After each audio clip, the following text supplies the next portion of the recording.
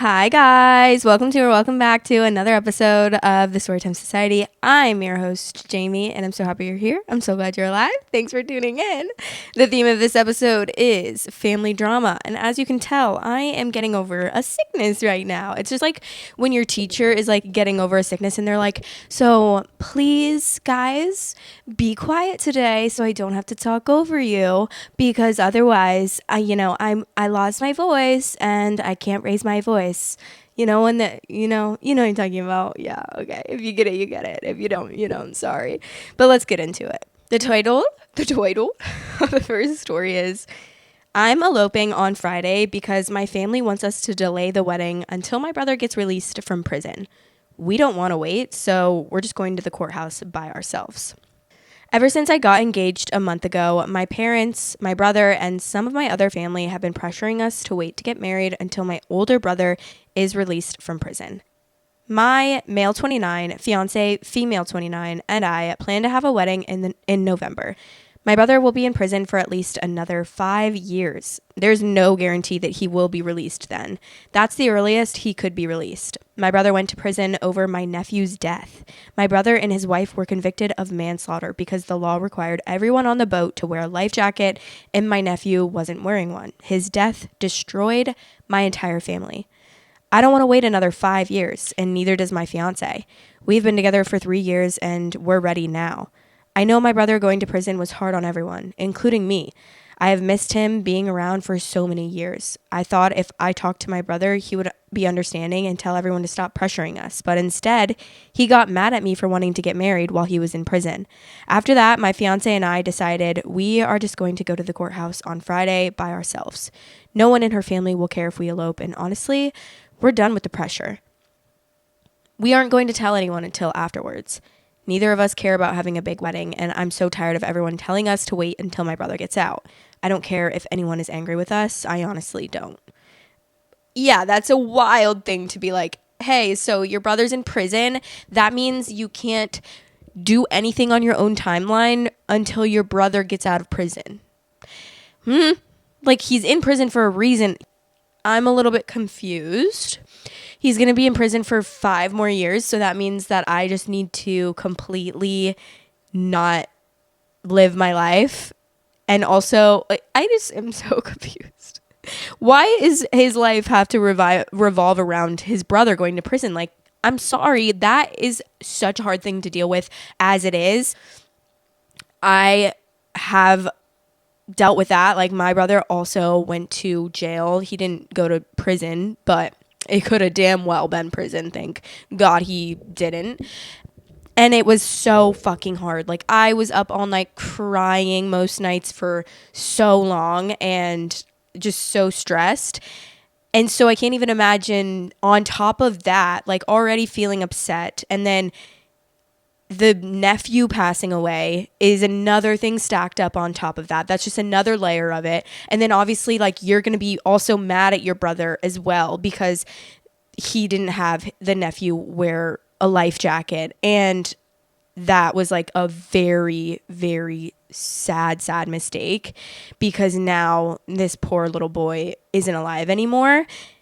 And then another, just layered on top, like some colorful ass jello. He's not allowed to get married now. He's not allowed to be happy because his brother is in jail.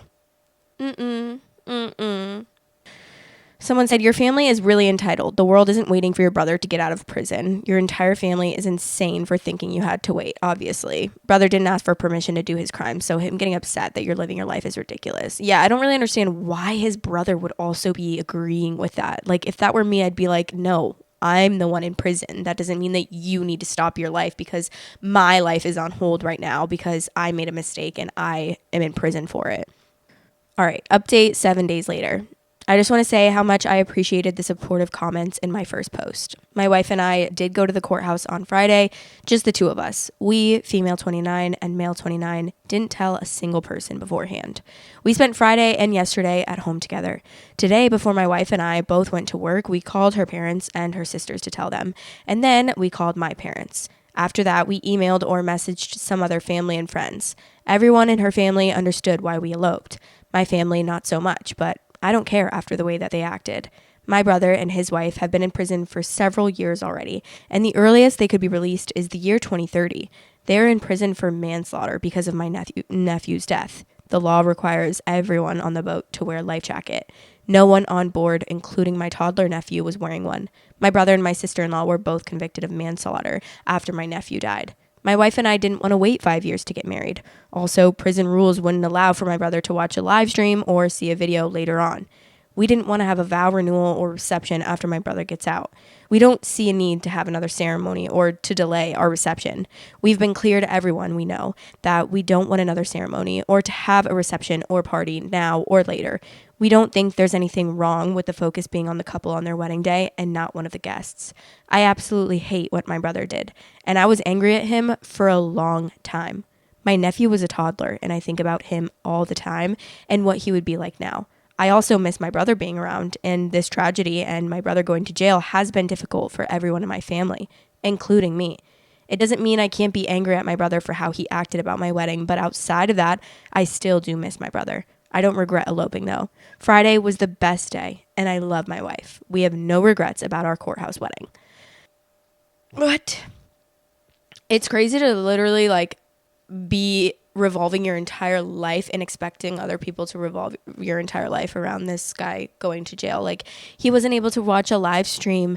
Well, what? Yeah, it would be sad if my brother couldn't see me get married, but I don't know. I'm kind of more being, the intention is supposed to be on you for your big day. It's your wedding. Why is the attention all on if the brother can watch you get married or not? Sorry, you can't. That doesn't mean I need to push my life and push my timeline for you. Comments, I'm truly sorry about your family situation, and I admire your decision to prioritize your happiness. It's understandable that you didn't want to wait, and it's great that you found a way to make it work for both of you. And then someone said, I was like that one commenter who thought it was only going to be a few weeks or months. I was expecting to hear about deposits, venues, etc. They expected him to wait 5 more years at the earliest. Pfft, like hell that was happening. I'm glad that OP did what worked for them, not his family. I know when I was reading that, I actually was very shocked at 5 years. I was like, okay, maybe if it was I was thinking maybe he's getting released in a couple weeks and they want him to push the date of them getting married by a couple days. But a whole ass fucking 5 years, half a decade? How is that reasonable?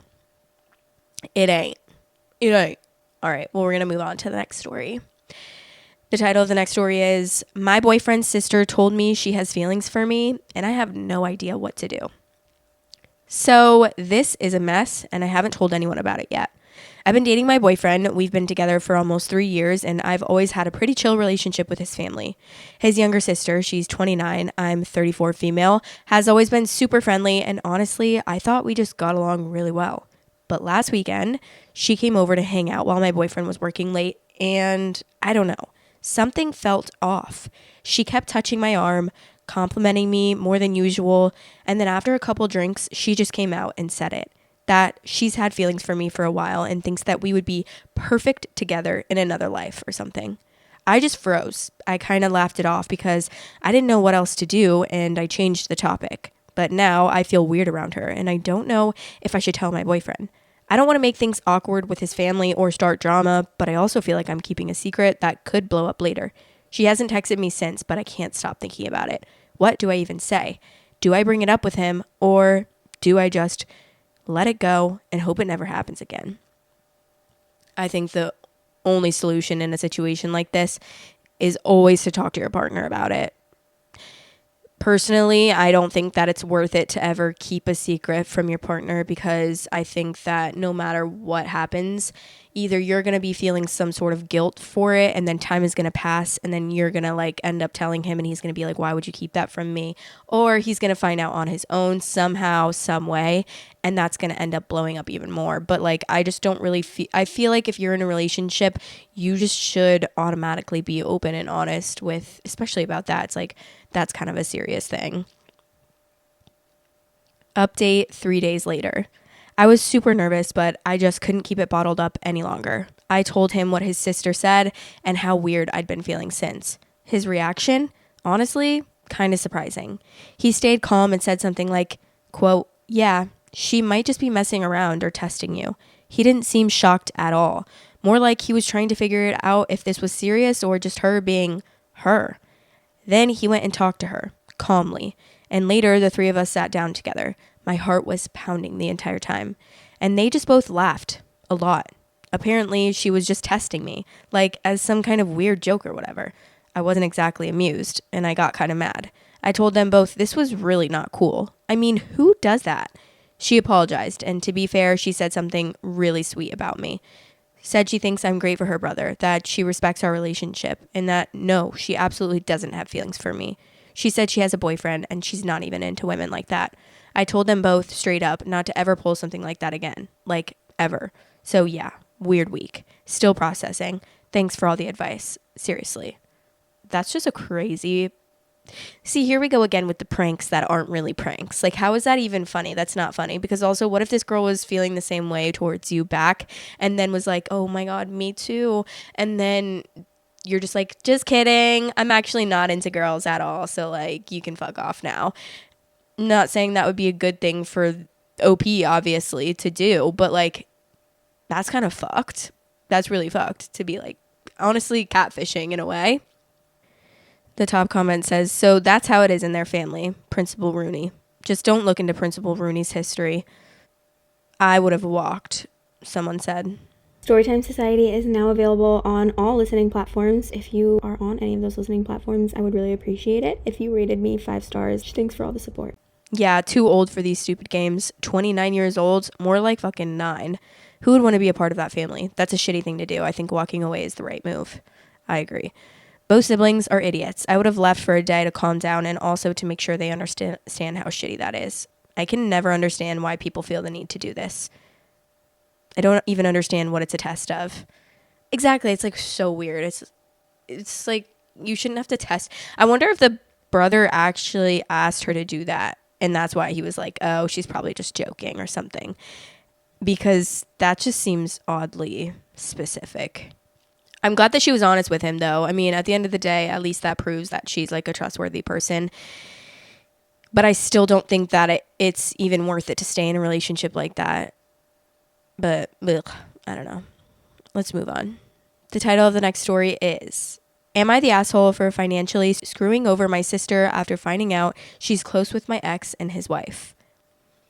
Usually, I wouldn't take personal advice from strangers online, but everyone in my life seems to think I'm a petty, scorned, bitter woman, which I probably am, and I need objective advice.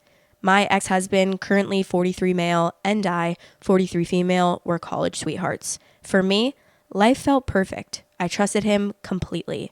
That's why it was so shocking when I found out he was in love with his much younger colleague. She was around 24 at the time. I won't get into the details of how I found out, but the affair was well known at his workplace.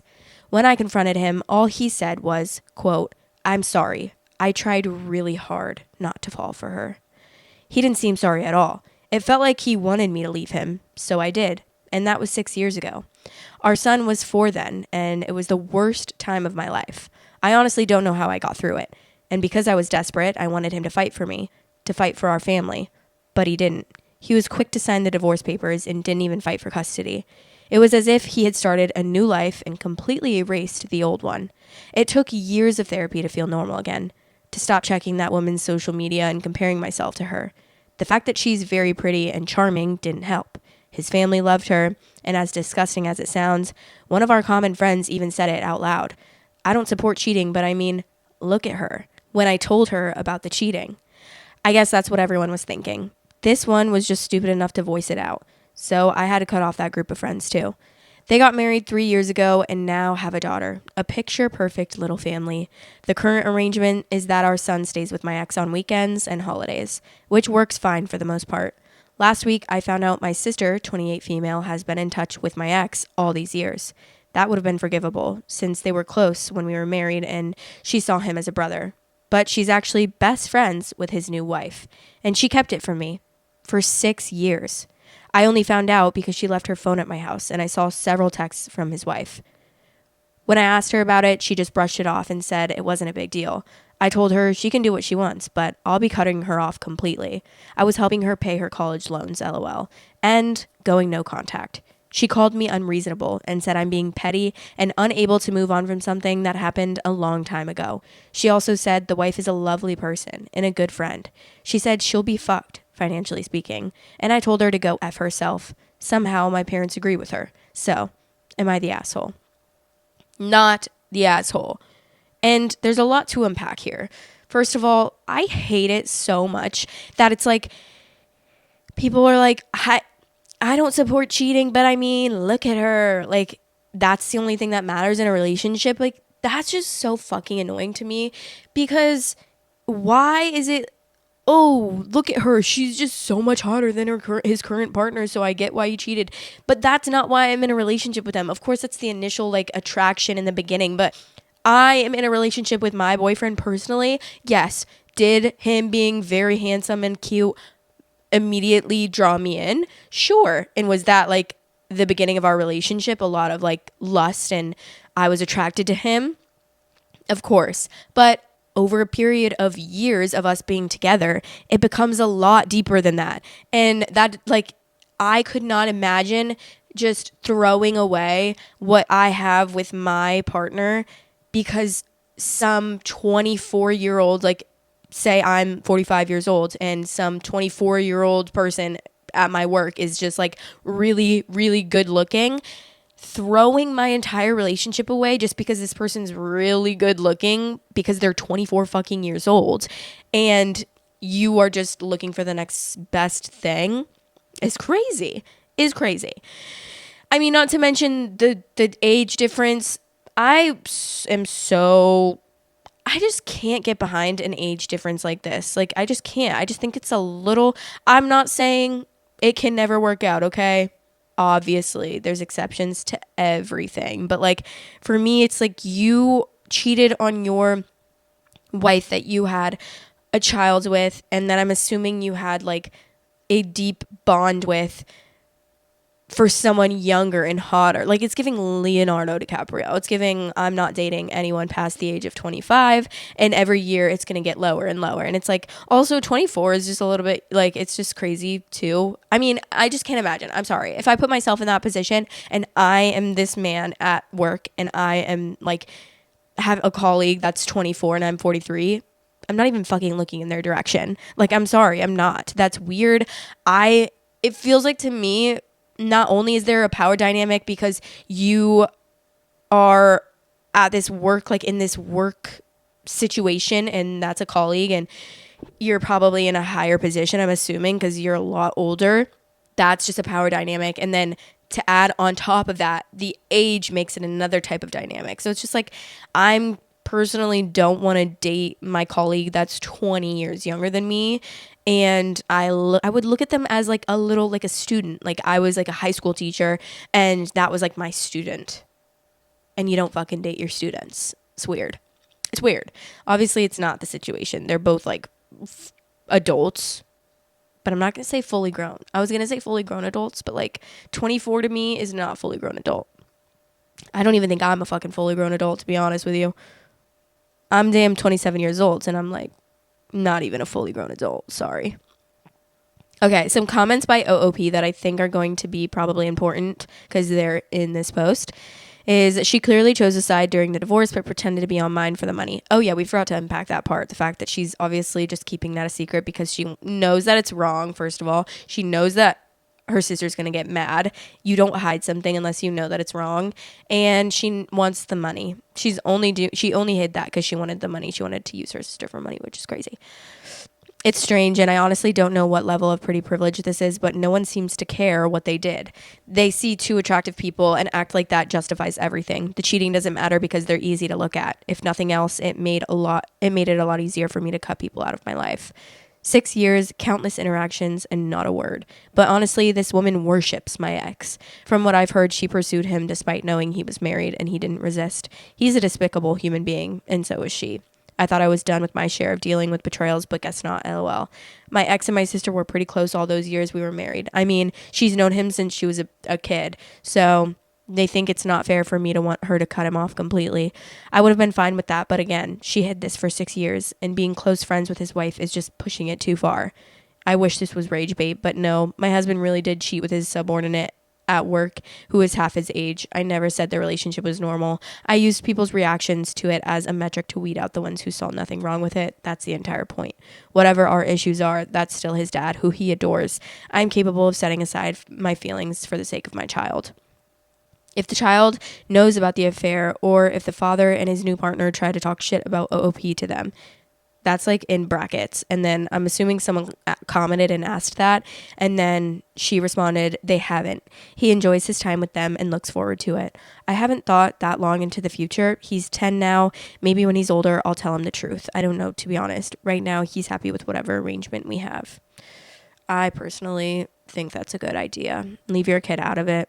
Some people will disagree with that, but I disagree with you. Sorry. I don't think you don't need to know your parents' business about what is going on, even if it's a cheating or an affair. Like, that has nothing to do with you. That is your parent. It's a totally separate. I'll never, ever, ever understand. And I'm sure I'll get a couple comments saying like, no, your child deserves to know that their parent cheated. Why is that your parent? Why is that your kid's business? When they're old enough to understand, sure, tell them, let them make their decision on what they want to figure out. Like, but personally, no. I don't think it's a good idea to bring your kid into that mix. Like, I just think that is so harmful to your child. If you want extra content weekly, head over to patreon.com/storytimesociety and become a member on there for extra content. Love you. Because it's so confusing. As a child who literally went through that, like, I mean, I didn't know.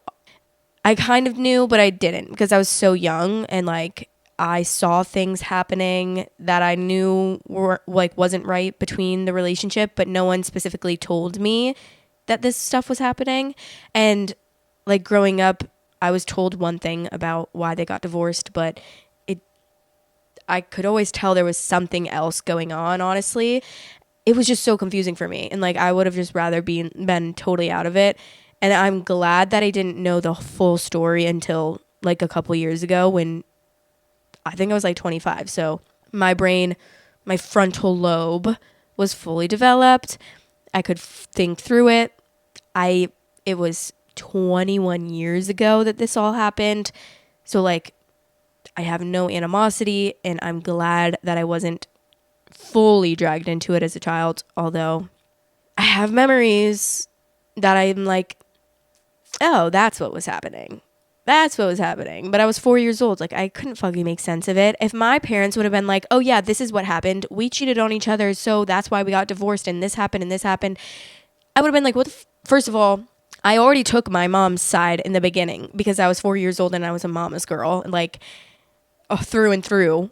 So and I didn't even know. I just knew that like my mom was moving out. We were moving out to a different place away from my dad, and I was immediately mad at my dad. I was like, I can't believe you would do this. You know, like, I don't know. I just immediately, I'm a child. I don't fucking know. I'm 4 years old. So I can only imagine if my mom was like, yeah, this is what he did to me. Or it was bad on both sides. So like, really, no one was innocent in this situation. But I would have been so confused. I would have been like, oh my God, like, I hate my dad. I never want to see him again. So I'm glad I didn't get involved. 3 days later, there is an update. This is my first and last update. So I spoke to my sister again. She apologized for reacting that way the last time. Also, for keeping it from me for all these years. She said she didn't tell me because she knew I would ask her to choose, and she didn't want to be in that position. She said she never wanted to hurt me, but at the same time, she couldn't bring herself to walk away from the people who had been there for her. She said it never felt fair to cut him off completely. Growing up, our parents were barely around. They were always busy with work, and for a long time, it was just me and my ex who were actually present in her life. He was like family to her. Then she brought up the accident she was in around 5 years ago. I knew about it, of course. She had multiple fractures, hematomas, and internal bruising. She was in the hospital for a while and bedridden for weeks. I always assumed our parents were taking care of her. I never asked, and I never really checked in. I was too busy trying to manage a recent divorce, a small child, a career, and whatever was left of my mental health. She said it was my ex's wife who stepped up. She took her to every appointment, picked up prescriptions, brought food, helped her move around, stayed with her when she couldn't be alone, and at one point she said, quote, I know it hurts you, but she was there. He was there. You weren't. You didn't even come to the hospital. I thought I was going to die, and you didn't even show up.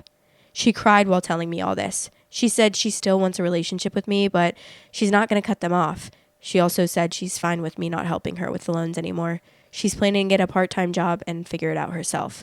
She told my ex and the wife about our conversation. Apparently, they offered to help her financially, but she turned that down too.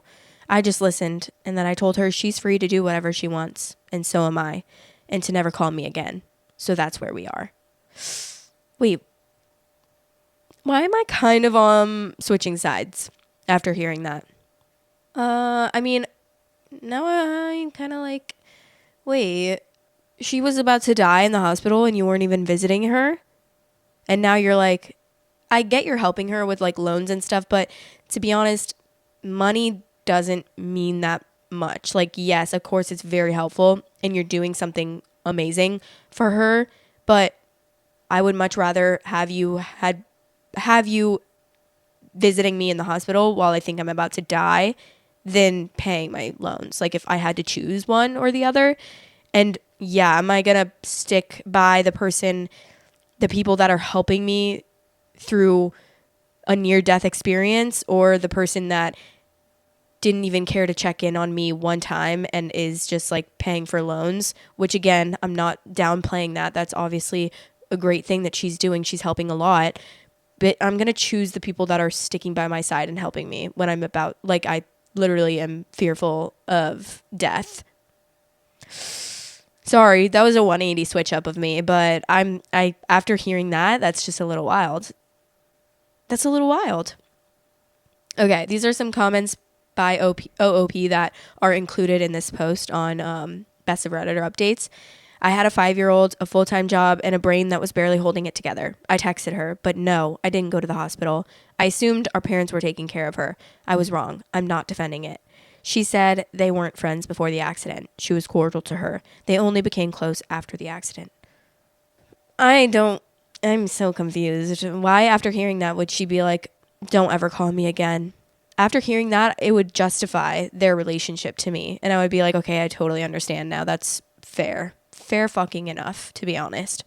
Let's see what some comments are saying. The top comment says, I get being busy, but holy shit. Right, exactly. That's how I feel.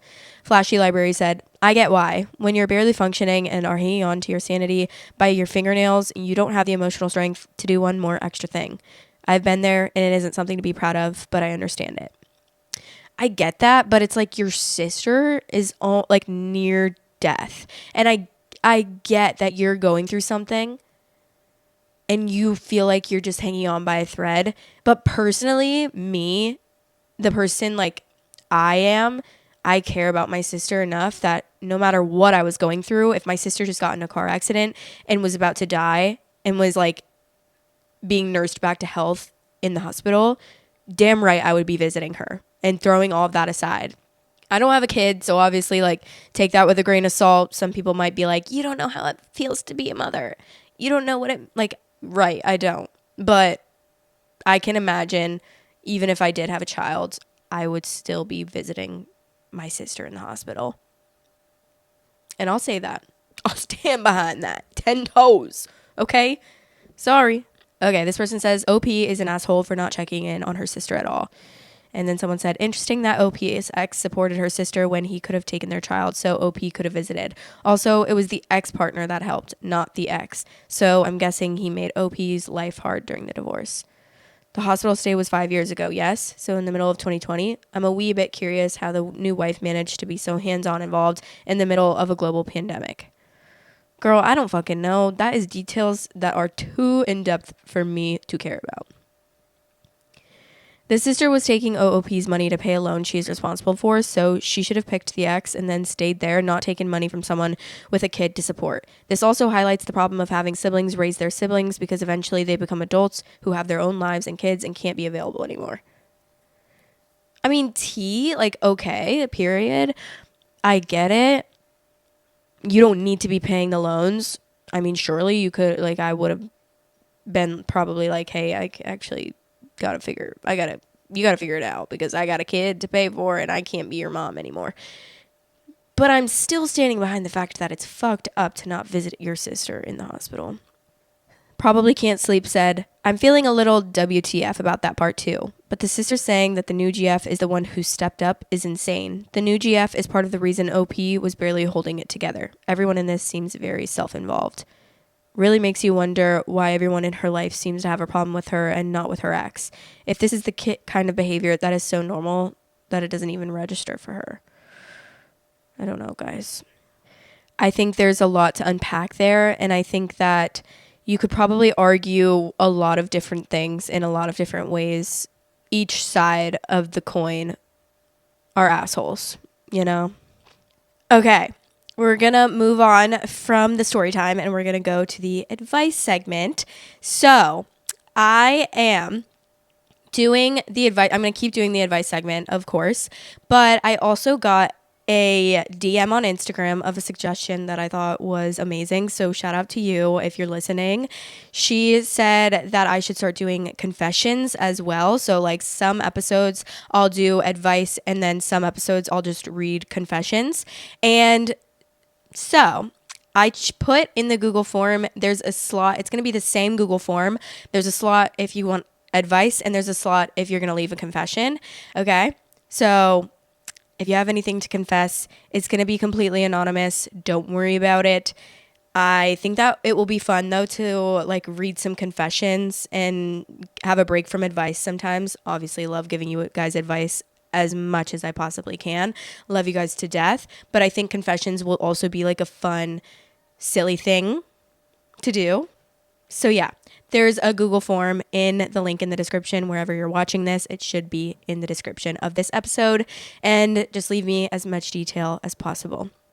I also have a Google Voice number that you can call. It's 561-264-7017. Again, it's 561-264-7017. And you can leave me a voicemail on there with details of whatever you're going to ask. And if you want me to use a voice distorter, I can do that. Okay? Just let me know in the voicemail, of course. Okay. Now let's get into it. Okay, I'm trying this again. I'm so sorry. So I'm 20. I've had a friend for like 6 years now, since we were in 9th grade. He is like low-key, notoriously a bad friend, and he lived with me for a year, just this past year, when he was supposed to live with me for 3 months for summer break during college. He, halfway through that, dropped out and did not tell me, and actively lied to me, and acted like he was going to class. I found out. I didn't even confront him at the time. I just sort of like brushed it off and laughed about it. And I wish I didn't, because, girl, what was I thinking? He had no job, and he did not pay rent. He just lived in my house. And I don't know, there's like so many little things, but the most recent one is my birthday was June 25th, and he slept through my birthday because he was hanging out with another friend the night before, very late at night. He was supposed to come down from Seattle. I'm only like 40 minutes from Seattle, and when I texted him, he acted like he was on the way when he hadn't even left his house. So I sort of ghosted him and didn't see him that day. And now he hasn't talked to me for 2 weeks. And I'm wondering, girl, what would you do? Because this has been going on for like so long. And also I low-key just need to gossip about this. My other friend, I have 2 friends. And my other friend is literally in Greece on a cruise ship, and I've had nobody to gossip with, and it's actually painful for me. So thank you for listening. Don't worry about a voice changer. I literally don't care. Okay, T, sis. First of all, hi, and I love you so much. I think we DM'd a little on Instagram, I believe, and I love you. You're so cute. Okay, I would say I think it's time to cut this friend off. I mean, I don't really even know if you would call it a friendship. I think it's like, what is that? What is it called when it's like a parasite that, you know how there's different parasites? Okay, what am I okay?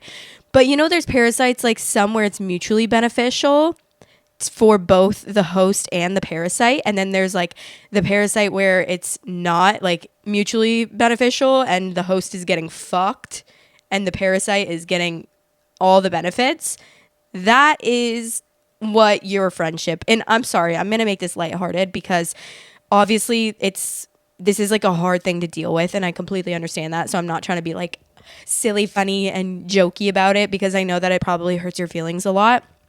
But I'm just gonna say, girl, cut that friendship off.